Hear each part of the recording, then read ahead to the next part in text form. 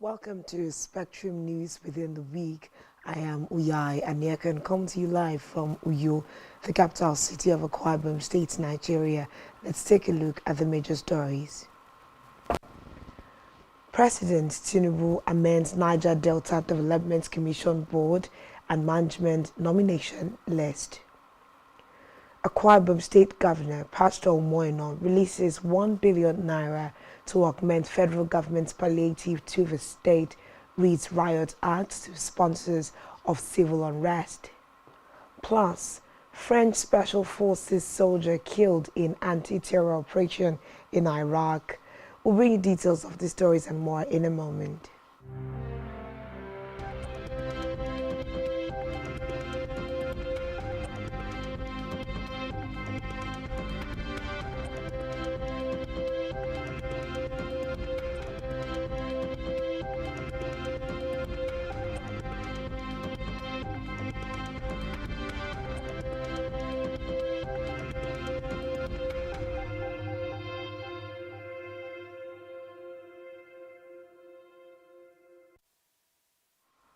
Good afternoon and thanks for joining us. First in the news within the week, President Bola Tinubu approved the immediate replacement of the NDDC's Ondo State Representative nominee, Victor Akinjo, with a new Ondo State Representative nominee, Otito Otikase. The President has equally approved the immediate replacement of the NDDC's Cross River State Representative nominee, Asio Kuakan, with a new Cross River State Representative, Orok Otuduke. Furthermore, the immediate past Managing Director, Chief Executive Officer of the NDDC, Dr. Samuel Buku, is reappointed to a second term and will remain in acting capacity pending the Senate's confirmation of his reappointment. Meanwhile, the administration of President Bola Tinubu has revealed its 8-point agenda aimed at moving the Nigerian economy forward, including fighting corruption, protecting the rule of law, and providing security for Nigerians and businesses. The Minister of Finance, coordinating Minister of the Economy, Wale Edun, listed the items during an interaction with journalists at the State House, Abuja, following the inaugural Federal Executive Council (FEC) meeting. Edun disclosed that the items include food security, ending poverty, and economic growth, as well as job creation. According to the finance minister, it is around those metrics that the administration plans and targets what will be delivered in the next 3 years. In the meantime, the Federal Executive Council (FEC) within the week unfolded a 3-year economic revival plan to address the social and economic challenges affecting the country. The inaugural cabinet meeting, which was held at the council chambers of the Presidential Villa, Abuja, was presided over by President Bola Tinubu, who unveiled his vision for economic growth, prosperity for all, and ending poverty. Addressing the ministers, the president admonished them to achieve the first phase of his administration's 8-point agenda within 3 years. He noted that the country would rely on the experience, skills, and intellect and networking of those appointed to make headway in the challenging times. Elsewhere, Vice President Kashim Shettima on Wednesday charged members of the Presidential Committee on Fiscal Policy, Tax Reforms to develop a robust roadmap that will transform the economy of the country.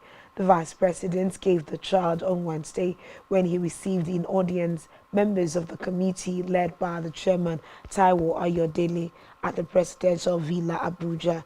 Shettima, who stressed the importance of fiscal policy and tax reforms, noted that it was a potent tool for resource mobilization. According to him, the committee should make recommendations that are quick deliverables in view of the nation's current economic realities. Shettima, who praised the composition of the committee, said that the composition of the committee bears testimony to the seriousness that the Tinubu administration attaches to its mandate. In his remarks, the special advisor to the President on Revenue, Zacchaeus Adedeji, stated that the Presidential Committee would be interested in working with the National Economic Council (NEC) which is chaired by the Vice President, to ensure effective collaboration with the sub-national governments who are critical stakeholders group in the task before the committee. He assured that the committee would engage with Nigerians both at home and abroad, as well as with all segments of the society. Also, he expressed the readiness of the committee to engage with sub-national governments through NEC in achieving the mandate of the committee. We're here to see His Excellency the Vice President. Is that the mandate given to us by Mr. President is to help our country regarding matters of fiscal governance, which is really about how do we manage our revenue, our expenditure and debts, as well as revenue transformation beyond tax. So this is both tax and non-tax, as well as how do we facilitate economic growth so that our people can have prosperity that is inclusive. So Mr. Vice President had accepted to open our inauguration meeting, but had to represent Mr. President in South Africa, which is also a very important assignment. So we came here today to pay a courtesy visit and to give His Excellency an update about what we are doing, and more importantly, to ask for his support and guidance, particularly engaging with the sub-national government, because our assignment will be incomplete and unsuccessful without the support from the governors, as well as even the local government. And we're here to see his... In delegation of the Presidential Committee were Kyari A. Buka, Tayo Oduloju, Ismaila M. Zachary, Professor Abiola Sani, Dr. Chinyere Almona, Abubakar Suleiman, Bamete Ogara Lawson, Taminu Yakubu, and Mohamed Nami.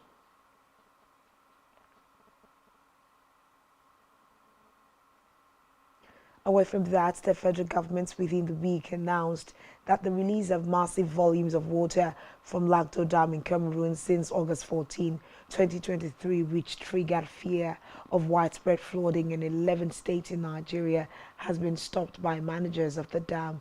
This was announced at a press briefing in Abuja that focused on the August 2023 water releases from Lagdo Dam, as the government revealed that the spilling of water from the facility was stopped by 11 a.m. on Monday, August 28, 2023. The Director General, Nigeria Hydrological Services Agency, an agency of the federal government, Clement Nze, who disclosed this to journalists, explained that in Nigeria, the month of June every year served as the beginning of a new hydrological year in the River Niger Basin. He said the River Niger Basin covered 9 countries in West and Central Africa, including Benin, Burkina Faso, Cameroon, Chad, Cote d'Ivoire, Guinea, Mali, Niger, and Nigeria. According to Nze, under the umbrella body of the Niger Basin Authority based in Niamey, Niger Republic, Nigeria is downstream of all the countries in the basin. In the meantime, the federal government on Tuesday announced 825.819 million naira as compensation for indigents of the Federal Capital Territory FCT for the construction of the 4.2 kilometers second runway at the Nnamdi Azikiwe International Airport. The FCT Minister Nyesom Wike made the announcement after a negotiation meeting with the Minister of Aviation Festus Keyamo, officials of both ministries and representatives of their agencies, as well as stakeholders from Jiwa, the affected community in Abuja. The 825.8 million naira, according to the minister, is to incentivize the residents to vacate the community and seek their cooperation towards the completion of the 4.2 kilometers second Abuja runway project originally awarded in 2022. Additionally, Wike declared that the FCT will construct a 5-kilometer bridge in the Tunga Madaki community and provide a modern healthcare facility expected to serve as a temporary resettlement site for the indigents. Elsewhere, the officials of the Federal Capital Territory Administration, FCTA, have demolished an illegal market called Kasumwanda, a suspected hideout for hoodlums and drug dealers in the Asokoro axis of Abuja. The market was located at Hassan Musa Kassina Street near Baduma 2 in Asokoro Extension, Abuja. Speaking after the demolition, the Director, Department of Development Control, Mukta Galadima, said that the illegal market was becoming a threat to the residents of the area and passerby. Galadima added that the area was turned into a haven for criminal activities despite relentless efforts by the FCT administration to sanitize the area. In a separate development, the Minister of Works, Dave Umahi, says the completion of the Lagos-Ibadan Expressway is scheduled for mid-September, years after reconstruction commenced on the busy route. The minister made the statement on Monday during a visit to the site of completed and ongoing federal government project in Lagos State. Reports say construction work is ongoing on the last stretch of both sides of the expressway after several missed deadlines. According to reports, the minister is also expected to inspect the Lagos-Ibadan Expressway, the reconstructed Apapa-Oshodi Expressway, the deep sea port, and other federal government projects on the Lagos and Ogun corridor. From the Green Chambers, the chairman of the ad hoc committee investigating job racketeering in federal ministries, departments and agencies, MDAs, Yusuf Gadi, within the week summoned all the vice-chancellors of federal universities to appear on Friday to give documentary evidence on the allegation made on bribery and extortion by a member of the ad hoc committee. Gadi, who issued the notice during the resumed investigative hearing on job racketeering across over 900 MDAs, dismissed allegation on the alleged extortion of some MDAs. While debunking an online report, he said that the report was unfair to tag all the 37 members of the ad hoc committee as corrupt. Gadi maintained that the ad hoc committee will not be deterred by any form of sponsored blackmail from carrying out its statutory functions. He maintained that though he is the chairman of the committee, that he was unaware of any members collecting money from MDAs, adding that the report should have indicted the member involved, not the entire committee. Moving now to judicial matters, a High Court sitting in Kano State within the week issued an interim order restraining the Economic and Financial Crimes Commission, the Independent Corrupt Practices and Other Related Offences Commission, and other anti-graft agencies from interrogating the chairman, Kano Public Complaints and Anti-Corruption Commission, Muhiyi Rimin Gado. Rimin Gado secured the court injunction to restrict further meddling into the affairs of the state anti-graft agency, barring a last minute to have appeared before the Federal Anti-Graft Agency. The EFCC and the Code of Conduct Bureau earlier invited Rimin Gado alongside the Director of Account in the state agency for interrogation. In a letter signed by the Deputy Director of Cybercrime and Other Related Offences, Muta S. Bello, the EFCC invited the Kano Anti-Graft Boss to produce details of its spending between 2019 and 2021.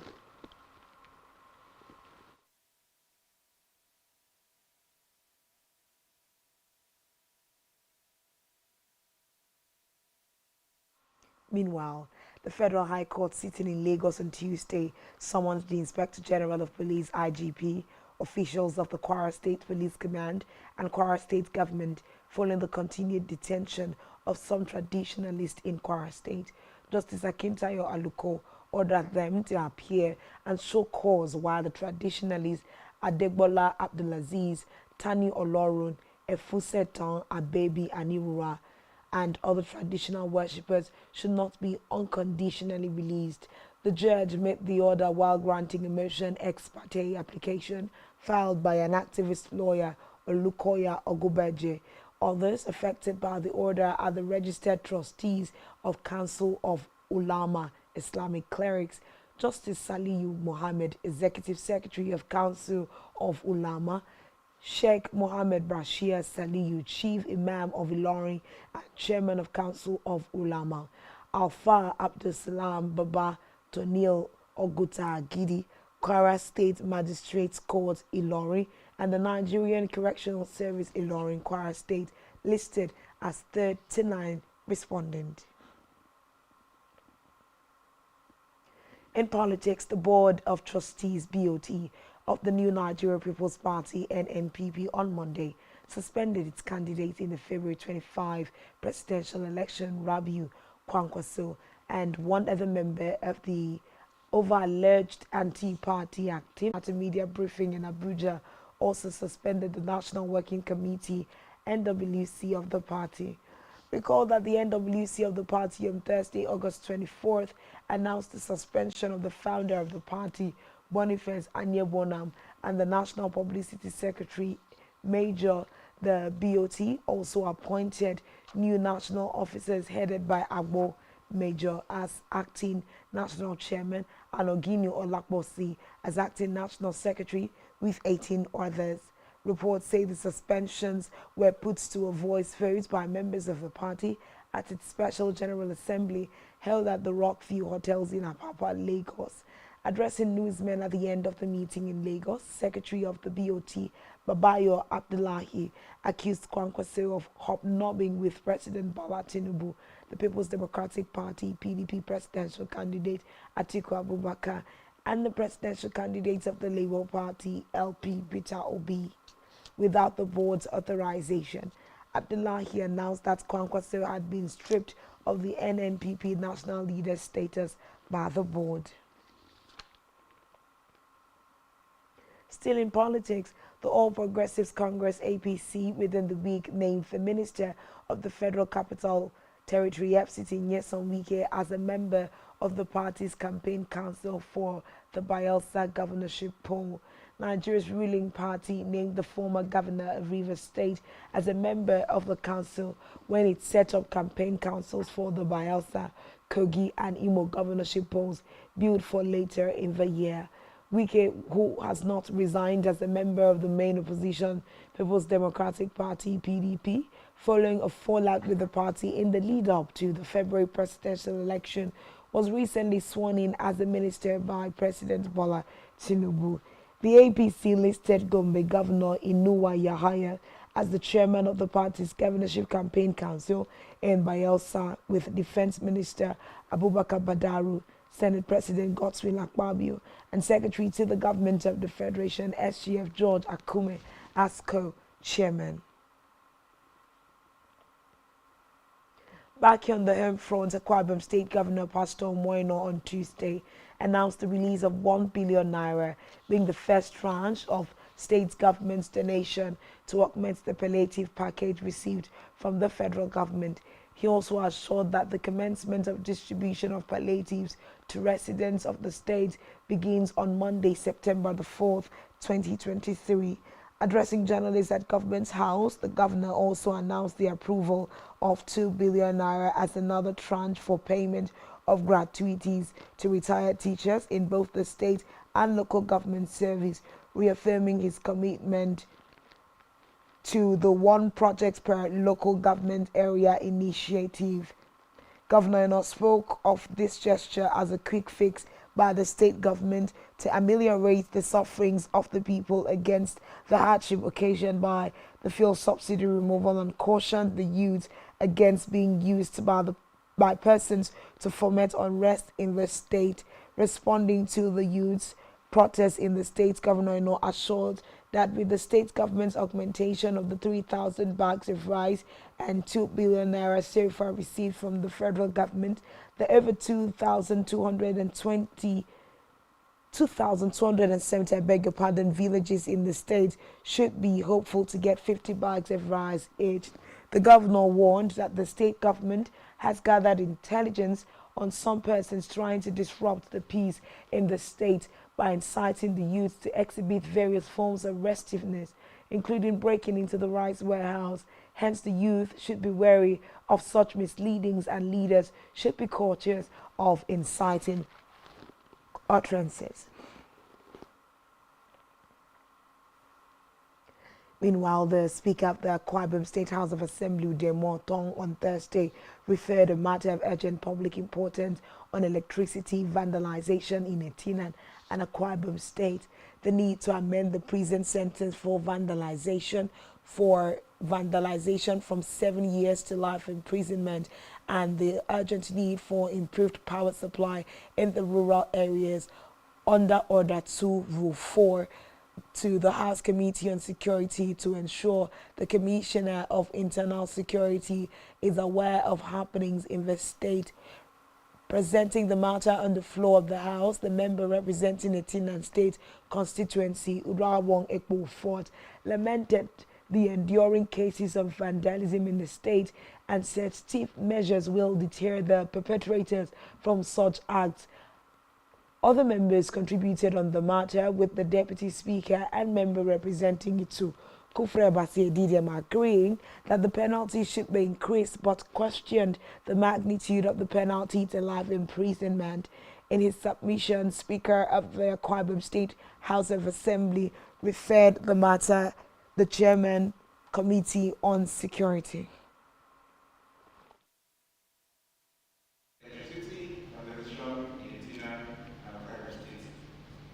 To amend the prison sentence for vandalization from 7 years to life imprisonment, and urgent need for improved power supply in rural areas. 18 and 64 villages and about 64 transformers. Of that number, 42 have been vandalized, with about 40 villages have brown light. In Uyo, where my landlord is in charge, there are 1,600 and 600 are alive. So 1,000 have been analyzed. Representing 60% of transformers in New York analyzed under our watch. Increasing penalty for this level of sabotage may also deter those who are involved in it from practicing.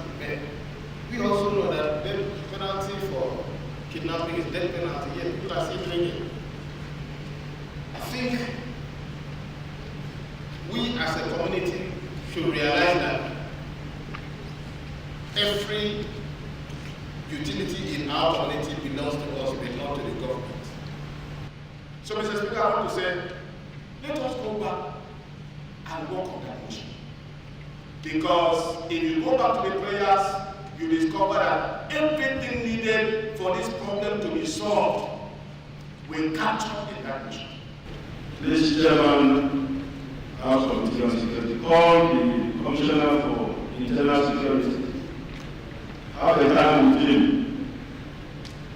present all what we are doing in the House, because he's the one that is presenting his to the governor, so that he can give you exactly what they are doing in the test in terms of security, electricity, vandalization. Still to come in the news. Soybean price fall as supply fears ease. Stay tuned for details of this and more after the break.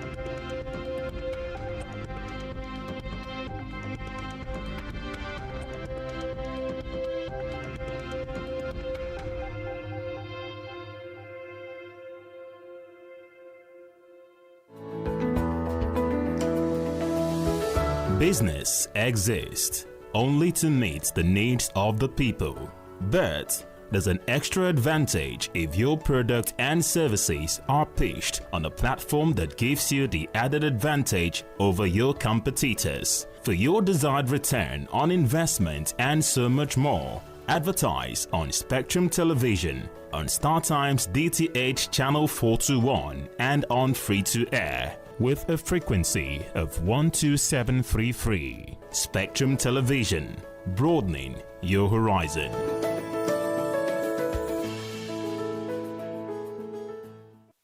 Nigerian police, which is the only one allowed by grossly abused. Our governors have to share police powers with the president as stipulated by the Constitution. We do not have a federal government police force. We have the Nigerian police force, which shall be administered, organized, and supervised by the Nigerian police force. No, my lord, I want to say something. I want to say something here. Perhaps it might also enlarge the scope of people who should be invited here for examination. My lord, if we cannot find those who literally murdered Abiola, who are those people who could be said to be the beneficiaries of the death of Abiola? Rogers has linked you with some of the killings he did. He never did. He linked you with the attempted murder of Hebrew. He did not. My lord, the Matters Council is leading the evidence in our matters. Is this an adversary proceeding? It's not, my lord, but you can't be talking about cases which are in court, Is my this lord. an adversary proceeding? It's not, my lord. These cases are in court, my lord. I'm just reminding your lordship. My lord, sorry, my lord, I think I'll be in cross-examination. Legally Speaking, a program that deals with legal issues and questions we face as citizens of this amazing country, Nigeria. Legally Speaking. Join us every Friday from 5 p.m. to 6 p.m. for Legally Speaking.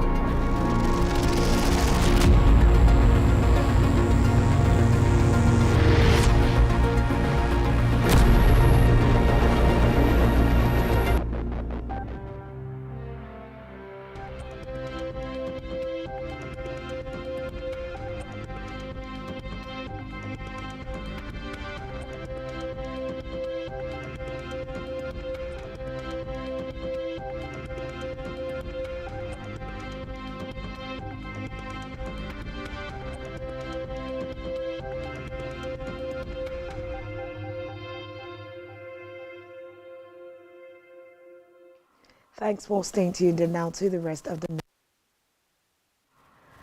We move to Africa, where the leaders of a coup in Gabon on Wednesday named Republican Guard Chief General Brice Oligui Nguema transitional president, according to a TV statement, after the military seized control in the wake of the elections.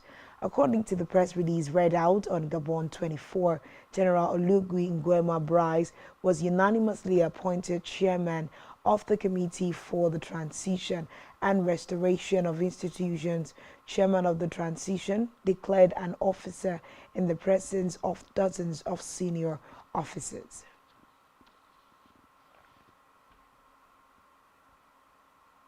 Meanwhile, the head of the African Union Commission, Moussa Faki Mahamat, said on Wednesday he strongly condemns what he described as an attempted coup in Gabon. Rebel officers in the oil-rich Central African state announced earlier on Wednesday they had seized power following disputed elections in which President Ali Bongo Ondimba had been declared victim. This is just as President Ali Bongo had been placed in retirement. The head of his presidential guard told Le Monde about the retirement after rebel officers said they had toppled him. Nguema denied that he had become the leader of the purge. According to the coup leaders, Bongo 64, whose family has ruled Gabon for over 55 years, was placed under house arrest and one of his sons arrested for treason. Still in Africa, Ethiopia's opposition politician Bekele Geba has told newsmen that he has requested the U.S. government to give him political asylum, citing worsening situations back home. He said he has also resigned from his position as vice chair of the Oromo Federalist Congress, the main opposition party in Ethiopia's Oromia region, the home state of Prime Minister Abiy Ahmed. Meanwhile, the former detainee accused government forces of the extrajudicial killing of inmates, mass killings and arrest. The authorities have previously denied these allegations. Ethiopian opposition politicians have long complained of a deteriorating political landscape which the government disputes. Bekele spent 18 months in prison after being charged with crimes including terrorism and incitement to violence following the killing of singer Hachalu Hundessa. In the meantime, Ugandan police within the week detained 20 Eritreans for entering Uganda illegally, according to Ugandan media reports. Ugandan police announced on Monday they had arrested the Eritrean nationals on the 25th of August in the eastern Uganda town of Jinja, about 140 kilometers from the border with Kenya. The individuals include 12 males, 2 females, and 6 children. According to reports, the Eritreans were smuggled through Ethiopia and Kenya before entering Uganda via the Kenya-Uganda border. Local media also say that authorities believe that the Eritreans were traveling to the suburb of Kabalanga in Uganda's capital of Kampala, which has a large Eritrean and Ethiopian population. Elsewhere, fighters from the Islamist militant group Al-Shabaab within the week took at least 2 locations that had just been captured by Somalia's army during a new offensive.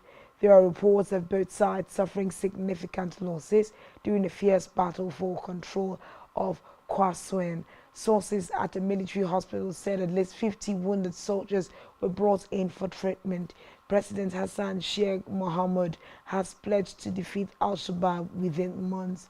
On Friday, the army and clan militias celebrated the capture of an Al-Shabaab stronghold, El Bur. However, the recapture of a nearby village, Wabo, shows that the military is vulnerable to counterattacks in areas where the jihadis have long been entrenched. Meanwhile, fighting has flared up again in some areas in Ethiopia's restive Amhara region after a week of relative calm, with at least 10 civilian deaths reported. Residents in the Amhara city of Debre Tabor have told newsmen that fighting between local militias and government troops began over the weekend and continued until Monday morning. According to witnesses, the city's main hospital sustained damage after it was hit by heavy artillery. A doctor at the hospital told the reporters that at least 5 people who were visiting patients and more than 20 civilians who were moving there near the facility were wounded.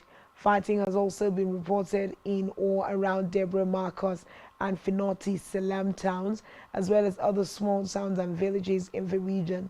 Tensions in Amhara began in April following a controversial decision to dissolve a paramilitary regional force since early August. A large portion of Ethiopia's second most populous region has seen violence.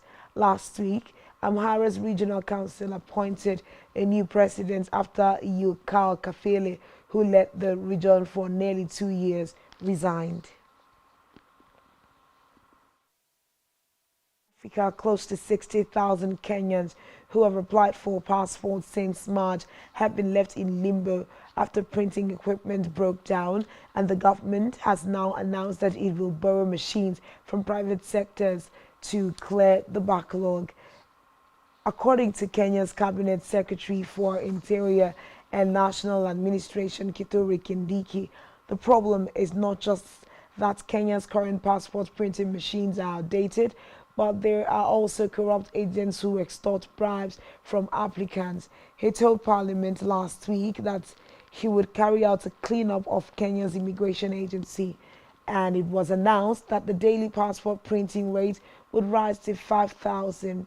Meanwhile, in recent months, government inefficiencies have led to delays issuing identity cards, driver's licenses, birth certificates, and police clearance certificates, sparking widespread frustration and discontent among Kenyans.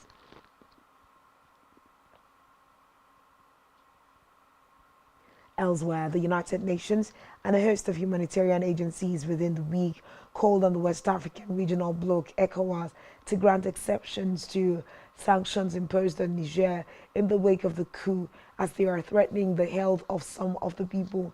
The UN Refugee Agency representative for Niger, Emmanuel Gignac, said there was no way to bring humanitarian aid into the country.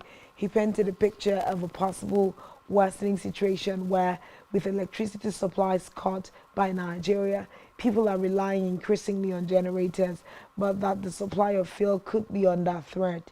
Meanwhile, the wake of the July 26 coup, some of Niger's neighbors shut their common borders as a means to put pressure on the junta to allow a return to civilian rule. Meanwhile, in a move to end the crisis created by the coup in Niger, neighboring Algeria on Wednesday proposed a 6-month period of transition to civilian rule to be overseen by a non-military person.